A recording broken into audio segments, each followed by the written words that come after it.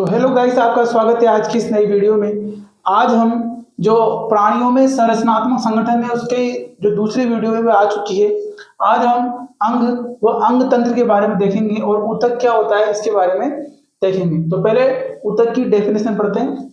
ऊतक अंतर कोशिकीय पदार्थों सहित कोशिकाओं का समूह। हमने छोटी क्लास में ये पढ़ा है कि कोशिकाओं के समूह को ऊतक कहते हैं। तो कोशिकाओं का समूह जो एक विशिष्ट कार्य को संपादित करता हो ऊतक कहलाता है। इसमें कोशिकाएं संरचना में समान अथवा असमान हो सकती है। अंतर कोशिकीय पदार्थों सहित, अंतर कोशिकीय पदार्थ यानी कि जो जैसे ये कोशिका है, ये दूसरी कोशिका है, ये तीसरी कोशिका है, ये चौथी कोशिका है। तो अंतर कोशिकीय पदार्थों सहित यानी कि जो इंटरसेलुलर मैट्रिक्स है वो होना ही चाहिए। इनके बीच में एक पदार्थ पाया जाता है, लेकिन ये बहुत पास पास होती है उपकला कोशिका में। जो उपकला ऊतक है, उपकला ऊतक में उसमें बहुत पास पास होती है, इसलिए वो पदार्थ दिखता ही नहीं है।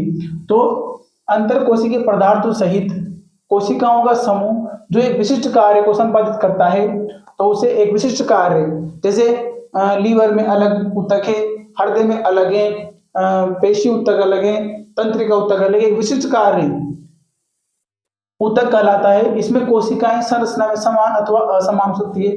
जैसे नेफ्रॉन है, उसके जो ऊतक है उनकी संरचना अलग होगी। रक्त भी एक ऊतक है, वह एक तरल संयोज ऊतक है, उसकी जिसमें डब्ल्यूबीसी, आरबीसी, प्लेटलेट्स तीनों की संरचना अलग अलग है। सभी जटिल जंतुओं में यानी कि हम सब केवल 4 प्रकार के ऊतक पाए जाते हैं। सभी 4 प्रकार के ऊतक पाए जाते हैं। उपकला ऊतक पहला, संयोजी ऊतक, पेशी ऊतक और तंत्रिका ऊतक। उपकला ऊतक, संयोजी ऊतक, पेशी ऊतक और तंत्रिका ऊतक, 4 प्रकार के ऊतक पाए जाते हैं। आज पढ़ेंगे उपकला ऊतक। हम ये बोल सकते हैं कि ऊतक मिलकर अंग बनाते हैं। जैसे अंग 4 प्रकार के ऊतक, 4 प्रकार के ऊतक कौन कौन से? उपकला ऊतक, संयोजी ऊतक, पेशी ऊतक और तंत्रिका ऊतक। 4 प्रकार के ऊतक विभिन्न विन्यास व अनुपात में मिलकर अंगों का निर्माण करते हैं। अंग जैसे लीवर, हृदय, आमाशय, नेफ्रॉन, ये सब अंग है। नहीं, नेफ्रॉन अंग नहीं, वो इकाई है किसकी? वृक्क की, का निर्माण करते हैं। जैसे हृदय, वृक्क, आमाशय।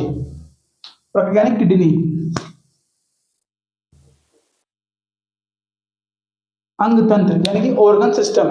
जब 2 या 2 से अधिक अंग भौतिक एवं अथवा रासायनिक समन्वय के द्वारा एक विशिष्ट कार्य को संपादित करते हैं तो वह अंग तंत्र बन जाता है। जैसे पाचन तंत्र, श्वसन तंत्र, अंग स्त्रावी तंत्र, अंतःस्त्रावी तंत्र।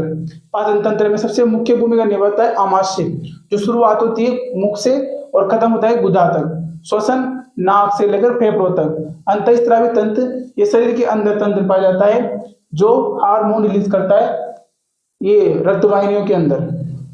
ठीक है, तो अंग तंत्र जब 2 या 2 से अधिक अंग भौतिक यानी कि फिजिकल टच हो या रासायनिक समन्वय, केमिकल रिलीज करते हो, उनकी समन्वय, उनके आदान प्रदान, उनमें जैसे अभी जो पाचन तंत्र है, पाचन तंत्र भौतिक भी है और रासायनिक भी है। क्योंकि भौतिक रूप से खाना खाया, नलिका में गया और अग्नाशय रस स्रावित हुआ यानी कि रासायनिक मटेरियल है। और अंतःस्रावी तंत्र ये सिर्फ रासायनिक समन्वय है।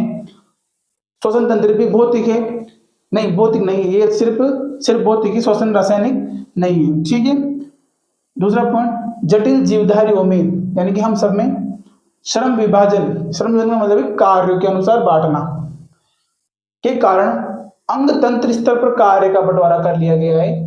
जैसे पाचन तंत्र भोजन का पाचन करेगा, श्वसन तंत्र सिर्फ सांस CO2 को लेगा और CO2 को बाहर निकालेगा। उत्सर्जन तंत्र नाइट्रोजन युक्त अपशिष्ट पदार्थ को शरीर से बाहर निकालने की क्रिया करते हैं, उत्सर्जन। श्रम विभाजन के कारण अंत कार्य बंटवारा कर लिया गया है। अंग तंत्र में कार्यों का बंटवारा अंगों के स्तर पर। अंग तंत्र यानी कि ऑर्गन सिस्टम कितने देखे? 3 देखे। पाचन तंत्र, श्वसन तंत्र, अंतःस्रावी तंत्र, ये तीनों अंग तंत्र हैं यानी कि ऑर्गन सिस्टम है। में चारों का बंटवारा अंगों के स्तर पर, अंगों के कार्यों का बंटवारा ऊतक के स्तर पर।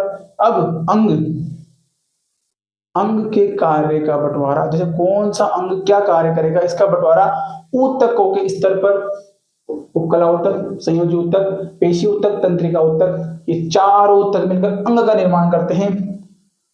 ऊतकों में कार्यों का बंटवारा, श्रम विभाजन कर रहे हैं, बांटते जा रहे हैं आगे। ऊतकों में कार्य का बंटवारा कोशिकाओं के स्तर पर, यानी कि सेल, आखिर कौन कौन सी सेल से मिलकर बना हुआ है, टिश्यू, टिश्यू बोलते हैं ऊतक को।